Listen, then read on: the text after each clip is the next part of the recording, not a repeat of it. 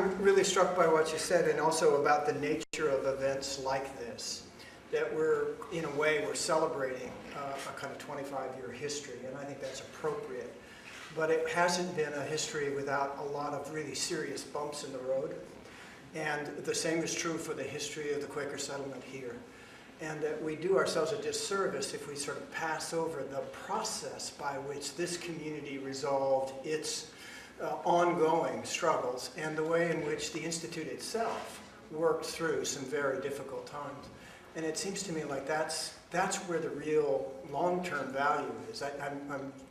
I'm interested in kind of programs like the ones you're describing, because I think those things that put the environment, and Linda and I have talked about this often, put the environment and put peace studies in the same sentence, really address where war comes from in some fundamental way, whether it's food security or the quest for oil and cheap energy, or whatever it is.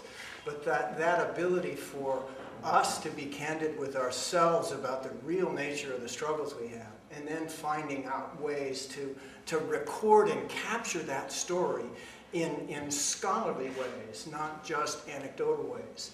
And the reality is that we're also, excuse me, damn polite, that we never give ourselves permission to write the real stories that we're living every day in this community and in the communities at wherever we call home it might be.